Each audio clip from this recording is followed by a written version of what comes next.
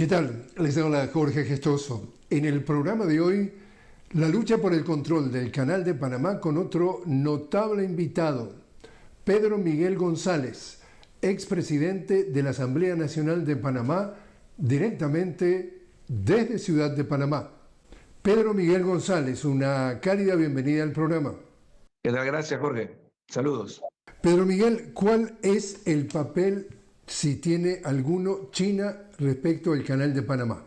Es uno de sus principales usuarios. Después de Estados Unidos, es el segundo usuario del Canal de Panamá. Eh, por lo demás, todo lo que se ha venido diciendo en Estados Unidos, principalmente por parte del presidente Trump y su equipo, porque incluso he escuchado a congresistas y senadores repetir los mismos argumentos, la misma narrativa. No hay nada de cierto en que hay algún tipo de control por parte de la República Popular de China del Canal de Panamá. Ni siquiera la empresa hongkonesa con capital inglés, la Hutchinson Whampoa, que es la que tiene el control desde hace 26, 27 años de los dos puertos que están a la entrada del canal, porque hay otros puertos también, tanto en la ribera del Pacífico como en la ribera del Atlántico, muy cercanos a la entrada del canal. Pero estos dos, que fueron los que formaron parte del andamiaje que instaló Estados Unidos a inicios del siglo XX, el puerto de Cristóbal en el Atlántico y el puerto de Balboa en el Pacífico, ambos puertos están bajo una concesión que fue renovada en el año 2022 por el anterior gobierno por 25 años más. Y no hay ninguna posibilidad, ninguna injerencia de ningún tipo de estos usuarios de los puertos o administradores de los puertos para poder intervenir en lo que tiene que ver con la administración del canal.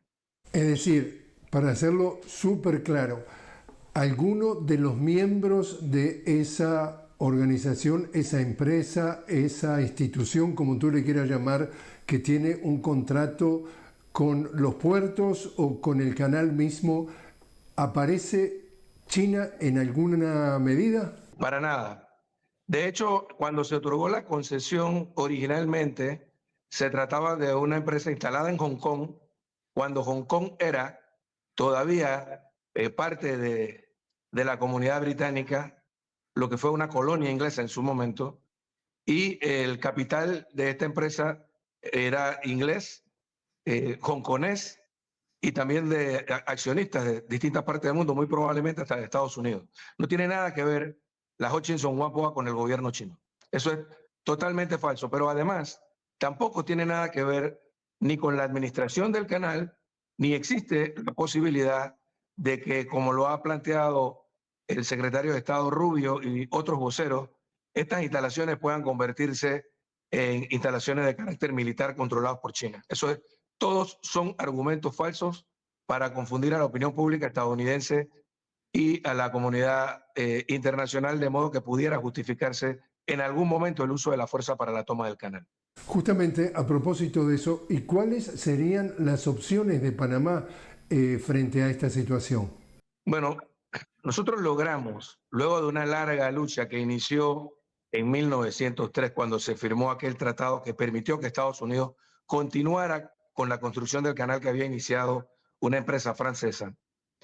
Y luego de una larga lucha, bajo el liderazgo de Omar Torrijos en la década de los años 70, gracias al respaldo de la comunidad internacional, tanto en América Latina como en el resto del mundo, convertir el tema del Canal de Panamá o de la recuperación de la soberanía de Panamá sobre la totalidad de su territorio en un tema que no era un tema bilateral, no un tema entre Estados Unidos y Panamá, sino en circunstancias en las que el mundo se descolonizaba, en circunstancias en las que Estados Unidos le exigía incluso a las potencias europeas la liberación de sus colonias en África y Asia, por ejemplo. Quedó en evidencia aquí el 9 de enero de 1964, luego de otras importantes jornadas de lucha que Estados Unidos tenía instalada una colonia en Panamá. Los sucesos de enero de 1964 dejaron ante la faz del mundo en evidencia a Estados Unidos, en medio de la guerra de Vietnam, en medio de circunstancias geopolíticas trascendentales e históricas, quedaron en evidencia y se inició a partir de ese momento un proceso de negociación que tomó más de 10 años y que en la fase más importante culmina en 1977 con la firma de los tratados Torrijos-Carter.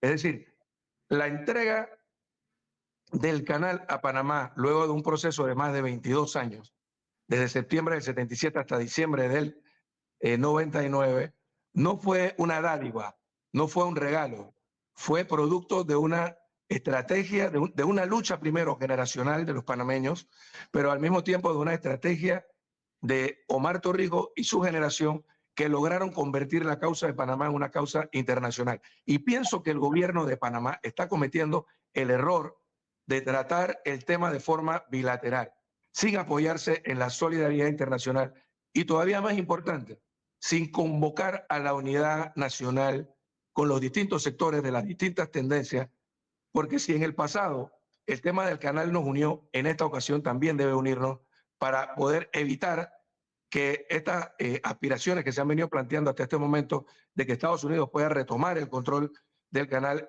podamos frenarlas y evitarlas. Estamos en Panamá, un momento de resistencia frente a una administración que está amenazando a la soberanía de Panamá y tirando por tierra o pretendiendo tirar por tierra las conquistas del pueblo panameño durante una lucha de más de 100 años. Pedro Miguel, lo voy a sintetizar y tú me vas corrigiendo si lo sintetizo con pinceladas demasiado gruesas. Tuve oportunidad, por supuesto, más de una vez estar en el canal, hablar con el administrador del canal, familiarizarme un poquito con la historia, y dentro de lo que recuerdo es que cuando Estados Unidos construye el canal de Panamá, decide que una distancia, digamos, no recuerdo bien si son 10 kilómetros o 25 kilómetros, a cada lado del canal decide que es territorio estadounidense, es decir, que es como estar adentro del canal, en ese territorio. Allí hay escuelas, allí hay hospitales, allí hay supermercados, es decir, hay un país adentro de otro país. Tanto es así que me comentaban la anécdota que un panameño que durante esos años iba manejando de un lado de Panamá al otro extremo, por ejemplo, a la ciudad de Colón, y cometía una infracción de tránsito, pagar la infracción de tránsito tenía que ver con, digamos así, la jurisdicción de Nueva Orleans. Es decir, para muchos panameños durante todos esos años, el país le quedó cortado en dos por un trozo, por un pedazo de lo que Estados Unidos decidió que era su territorio. Cuéntanos si lo estoy simplificando demasiado o me falta ajustar algo. Sí, lo que has descrito se queda obviamente corto frente a lo que realmente ocurrió. Ellos, por virtud de aquel tratado de 1903, construyeron no solo el canal, sino que armaron una franja de 10 millas. 10 millas son aproximadamente 16 kilómetros, una franja a lo largo del canal, desde el norte hasta el sur, desde el Atlántico hasta el Pacífico. Y en esa zona establecieron una colonia cercada con bases militares, 14 bases militares. Durante la Segunda Guerra Mundial derrocaron a un presidente de la República que se negaba a convertir a Panamá en una base militar e instalaron en el territorio nacional 182 sitios de defensa a lo largo y ancho de todo el territorio nacional y pretendieron, después del final de la Segunda Guerra Mundial, de que este estatus se mantuviera durante 25 años más. Hubo una generación de panameños que luchó en contra de eso y en diciembre de 1947 se derrotó en la Asamblea Nacional la posibilidad de que eso ocurriera. Y luego de esa gesta de diciembre del 47 hubo gestas. Generalmente la vanguardia juvenil, la juventud de cada generación estuvo al frente de estas gestas, y luego se va logrando poco a poco negociar con Estados Unidos para que ellos vayan reconociendo la soberanía de Panamá. Los sucesos de diciembre del 64 se dieron precisamente por la negativa de las autoridades en la zona del canal y de los estudiantes del Colegio de Balboa, los estudiantes Sonians, que eran estadounidenses que habían, muchos de ellos nacidos incluso en la zona del canal, a izar la bandera de Panamá como símbolo de soberanía al lado de la bandera de Estados Unidos. Se produce todo este suceso en el que durante 3 días hubo enfrentamiento entre la población civil desarmada y las Fuerzas Armadas de Estados Unidos, que terminó con un saldo de más de 500 heridos y 21 panameños muertos. A raíz de ese momento es que se inicia la fase de negociación que culmina en el 77 con la firma de los tratados Torrijos-Carter. Pero lo que has descrito es así. Las leyes que se aplicaban en la antigua zona del canal eran las leyes del estado de Nueva Orleans en Estados Unidos, tanto para navegación como en la jurisdicción civil. Y cualquier panameño que entrara a la zona del canal a tomar siquiera un mango de un árbol era detenido por las autoridades y multado, y en algunos casos hasta llevado a la cárcel. Está el caso de un panameño que fue muy reconocido históricamente, Lester León Griffiths, que fue injustamente acusado de violación y condenado a 50 años de prisión. Y salió libre luego de más de 30 años cuando se firmaron los tratados Torrijos-Carter por haber tenido una relación sentimental con una Sonia. Y obviamente era un panameño de color, y eso era inaceptable en una franja que no solo era una colonia, sino una colonia muy parecida a lo que fue Sudáfrica en algún momento, con un apartheid, con estándares distintos salariales. Para los blancos, un salario mayor; para los criollos o los negros, un salario menor. Esa era la colonia que Estados Unidos tenía en Panamá en aquel momento. Pedro, te invito a hacer una pequeña pausa. Estamos hablando con Pedro Miguel González, expresidente de la Asamblea Nacional de Panamá. Estamos hablando sobre la situación del Canal de Panamá tras la llegada al poder del presidente Donald Trump. Enseguida regresamos.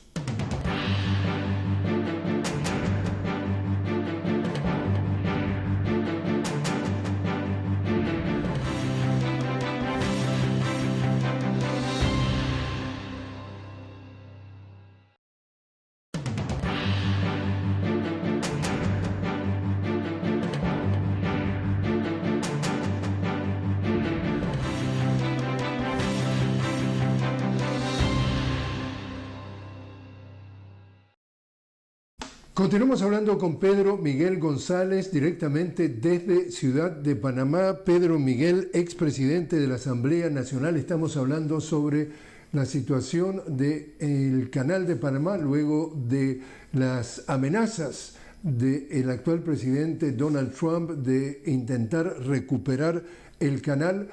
Hay entonces, Pedro Miguel, consenso a nivel de los analistas que claramente parte de la política del presidente Trump es, entre comillas, contener a China, y de alguna forma está tratando de montar una retórica de que China está presente allí, que China representa una amenaza, que China hace que los barcos estadounidenses tengan que pagar una cifra desproporcionada o injusta. ¿Cuál es tu lectura? Difícil de saber qué puede estar en la mente del presidente Trump, pero sí tú como panameño que observas esto desde hace tiempo, ¿cuál podría estar detrás de esta retórica que la dice el presidente, pero que detrás del presidente obviamente hay muchos sectores que lo apoyan? Sí, y que además repiten las mentiras que se han venido diciendo sobre Panamá. Todas, totalmente mentiras. Todo lo que dijo incluso en el discurso del 20 de enero, cuando tomó posesión sobre Panamá, es falso. No murieron 38.000 norteamericanos en la construcción del canal. Murieron en total, en la fase de construcción de Estados Unidos, es decir, de 1904 al año 1914, en total 5.611 personas, de las cuales solo 350 fueron estadounidenses.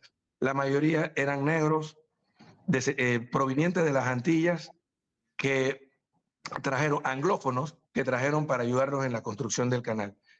Quizás murieron más panameños que norteamericanos durante la construcción del canal, y de todas las nacionalidades que vinieron a trabajar en él. Eso fue una gran mentira que dijo. Aquí no hay ningún control de China en ningún aspecto, ni del canal, ni de nada que esté relacionado con el Canal de Panamá. Panamá ha administrado eficientemente el canal durante más de 25 años, lo hace de manera más segura, como está probado en las estadísticas, logró ampliarlo en un proceso de alrededor de 8 años, eh, y logró convertir el negocio del canal en un negocio que es muy rentable para Panamá y que sustenta alrededor del 10% del presupuesto general del Estado. Y es un componente importante del Producto Interno Bruto de Panamá. Todo lo que ha dicho el señor Trump es falso. Obviamente, el tema de fondo es un tema geopolítico. Ellos, de alguna manera, necesitan frenar el avance de China a nivel global, pero principalmente en el continente. De alguna manera, la administración anterior, a través de algunos de sus actores, como por ejemplo la anterior jefa del Comando Sur de Estados Unidos, Laura Stephenson, hizo un recorrido por América Latina anunciando el interés de Estados Unidos de tomar control sobre los recursos naturales de América Latina. Y dentro de toda esa estrategia, cuando se habla del triángulo de litio de Argentina, Chile y Bolivia, por ejemplo, o el petróleo venezolano, o el canal de Panamá, es precisamente la intención, es una nueva versión de lo que pudiera ser ahora, 200 años después, una nueva doctrina Monroe de Estados Unidos, tratando de tomar control sobre lo que ellos consideran su patio trasero. Y ya no sería solo de tener bases militares como las que pueden tener en otros países, como Honduras o como Colombia, sino también ver cómo pueden tomar control de un canal que es seguro porque es neutral. En el momento en que el canal de Panamá pase a convertirse nuevamente en un enclave controlado por Estados Unidos, pierde su seguridad. Hoy, no es China la mayor amenaza que tiene el canal de Panamá. La mayor amenaza que tiene el canal de Panamá es Estados Unidos bajo la presidencia del señor Donald Trump. Un detalle que no me queda claro, entonces, Pedro Miguel, es cuando se retira Estados Unidos de esa zona, como tú decías, la franja de las 16 millas, ¿se van todas las bases militares o hoy por hoy hay bases militares dentro de Panamá, bases militares estadounidenses? No hay bases militares. Una de las grandes conquistas de los tratados Torrijos-Carter es que precisamente se levantó todo el andamiaje institucional y militar que esterilizó la franja de territorio más valiosa de Panamá. Panamá no solamente ha ampliado el canal y lo maneja de manera segura y eficiente, sino que además ha potenciado el uso de áreas que estaban esterilizadas para el desarrollo económico por el uso militar. 14 bases militares fueron desmanteladas progresivamente a lo largo de más de 20 años, desde 1977 hasta 1999. Y en 1999 se retiró el último soldado de Estados Unidos en Panamá.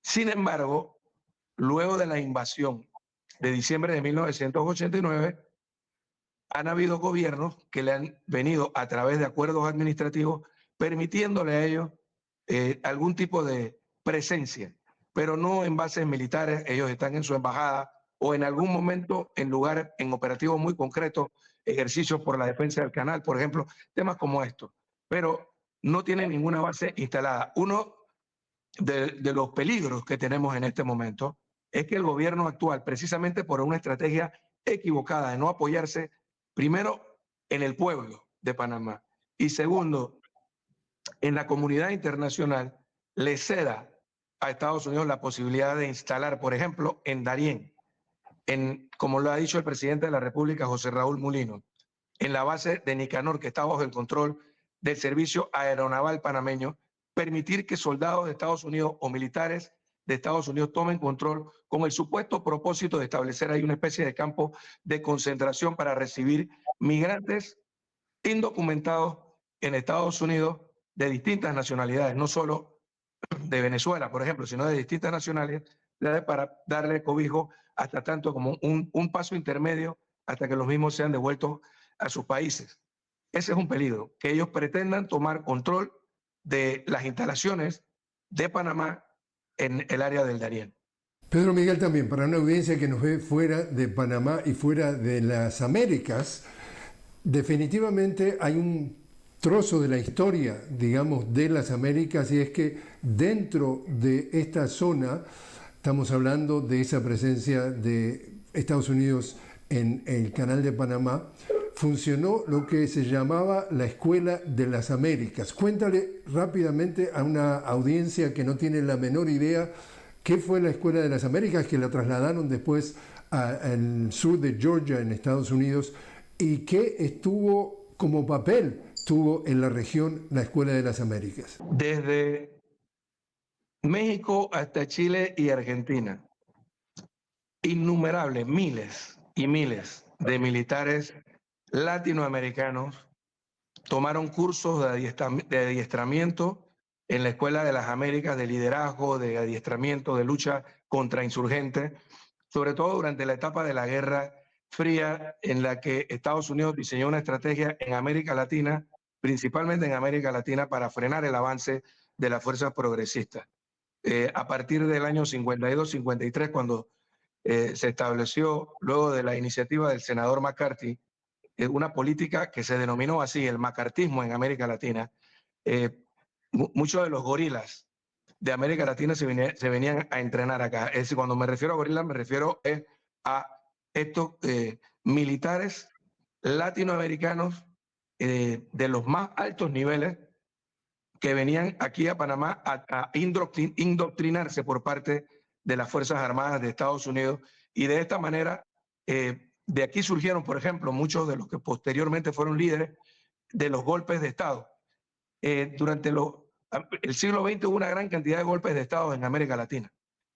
Quizás el de Velasco Alvarado en Perú y el de Omar Torrijos en Panamá no fueron comandados por Estados Unidos ni instruidos por Estados Unidos. El resto de los golpes de Estado que se dieron en América Latina para frenar el avance del progresismo de aquella época en América Latina, las fuerzas sociales políticamente en América Latina, fue promovido por Estados Unidos y en buena medida desde la Escuela de las Américas.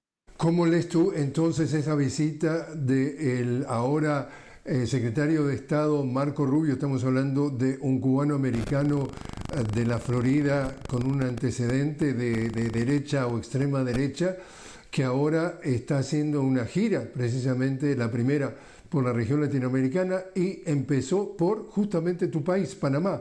¿Cómo lees tú lo que fue el resultado de ese contacto con el presidente panameño? Bueno, escuché una entrevista una breve entrevista del presidente Trump en la oficina Oval hace unos días, y en esa entrevista el presidente Trump decía que él no estaba satisfecho con el resultado de la visita. Creo que Marco Rubio pensó que llegaría a Panamá y que los panameños estarían dispuestos a ceder a las aspiraciones del señor Trump. Por supuesto que no. Si hay un tema que une a los panameños es el tema del Canal de Panamá, y nosotros no estamos dispuestos, bajo ninguna circunstancia, desde los distintos sectores sociales, a ceder un ápice de nuestra soberanía.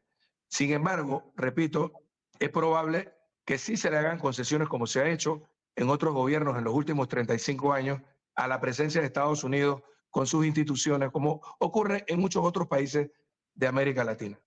Pero creo que ellos hasta este momento no han obtenido el resultado que pretenden, y nosotros estaremos los panameños dispuestos a apoyar al gobierno actual, al presidente Mulino, en la medida en que él sea históricamente consecuente con las generaciones anteriores que lucharon por nuestra soberanía y por nuestra independencia. Y en la medida en que él esté dispuesto a ceder, sin duda no tendrá respaldo del pueblo panameño, que ya supo, como lo notaste, Jorge, y el mundo entero lo notó, manifestarse masivamente en noviembre del año 2023, cuando se pretendió establecer un nuevo enclave colonial aquí con el tema minero.